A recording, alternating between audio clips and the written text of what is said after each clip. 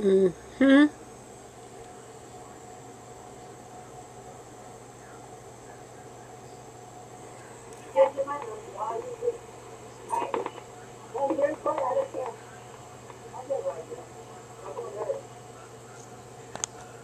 Ah, I was just out there washing my car, and who should walk by but the roommate, my neighbor, the one who said she couldn't do the Judge Judy show because she had moved out.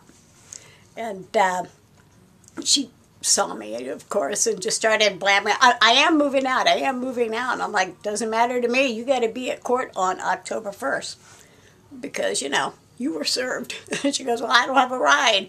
I'm like, that's not my problem. You need to be there. And she's like, well, I can't take her crap anymore. She made me tell those lies. Well, hopefully maybe the judge will take that into consideration. I don't know. I just know that hopefully she'll be in that courthouse. And, yeah, it's getting close.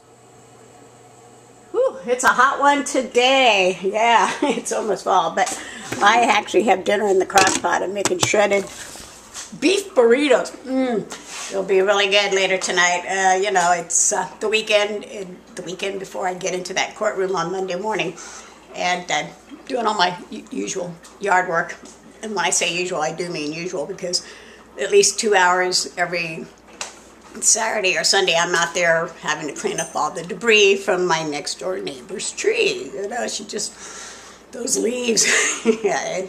Anyway, so mowing the lawn with the push mower that I like, doing it that way. But anyway, I noticed that the roommate, the one who said that she doesn't have a ride to the courthouse on Monday, she was out there with some guy in a truck, so I guess she's still doing the moving out thing.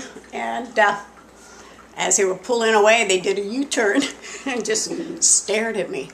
I'm like, okay, whatever. So rather than just let it be a dead stare, I decided to respond with, don't forget, be at court Monday morning, bright and early, 9 a.m. You need a ride. And then they just kind of peeled away. So I do hope she's going to be in that courthouse, but no matter what, it's coming. Yay. It's almost over with, at least the part where the judge hears why I'm seeking restitution, because all three of them did intentionally lie on a declaration, false accusations, saying I attacked them and did all this kind of stuff to them in order to get a restraining order that they were granted. And I had to disprove all those false allegations. It's not nice to make false accusations against people, and it's definitely expensive on the person you make the false accusations against. So I'm hoping to get a little sympathy from the judge here, and hopefully he'll award me a little restitution just to pay some of that money I had to fork over to prove my innocence. Clearly still living there.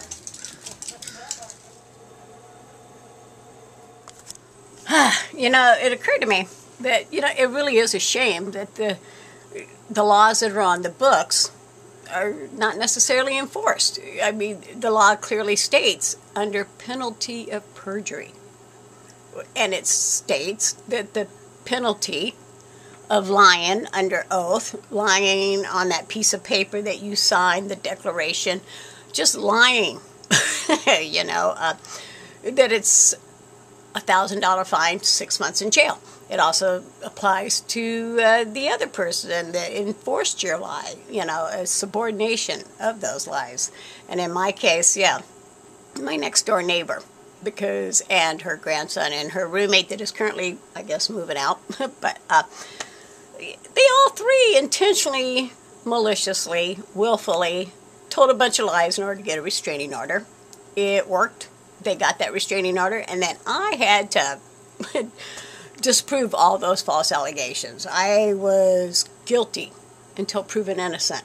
And, currently, I guess that's just how the law is working, but it should be enforced. I believe that if somebody intentionally, willfully sets out to tell a bunch of lies in order to benefit them and destroy somebody else, for whatever reason, then yeah, they should be required to pay that fine, serve that 6 months in jail, whatever. There should be some penalty actually applied. I mean, it says it's applied, but apparently it's not, unless, of course, you're like Judge Kavanaugh. You know, I mean, now they're taking it seriously because it's somebody important. Or my point is, the peons, you know, the normal people walking this planet, we're not afforded the same privileges of those laws. I mean, they are on the books, but they're not enforced, and that's not fair. I just don't think it's fair. So, yeah. Thou shalt not bear false witness against thy neighbor. It makes a lot of sense now. It really does. But unfortunately, there's no repercussion at this point of bearing false witness against thy neighbor. So, except for, yeah, I'm required now to sue for restitution. You know, I did my part. I went to the DA, went to the presiding judge, did everything I could to try and get my next-door neighbor punished for intentionally telling those lies. And everybody just said, sorry, you know, we don't really enforce that law. People lie in court all the time.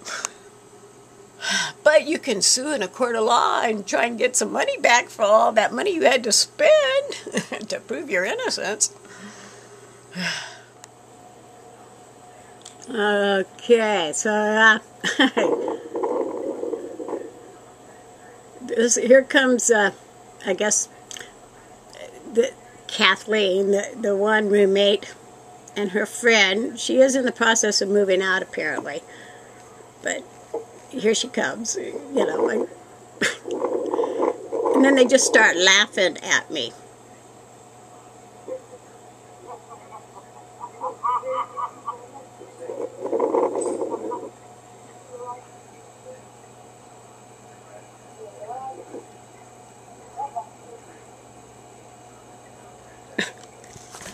Yeah, laughing. I guess it's funny to them. But I don't know. I just hope she's in that courtroom tomorrow morning. Okay, it's the day before court, and I'm here at the County of Ventura website just to make sure, you know, that there is no last-minute changes. Just because. Okay, so I still see my name there. Let's click on that. And it shows it. Yes, yes, yes. Still scheduled, okay, for tomorrow morning, 9 a.m. And nothing else has happened down here. So, all right. I'm as close to being in that courtroom as I can be at this point. I do hope all three of them show up tomorrow morning. And I do hope that the judge will remember that he was the exact same judge who awarded me on the fence that they intentionally destroyed. You know, if nothing else, it shows a history of them doing stuff to me, you know.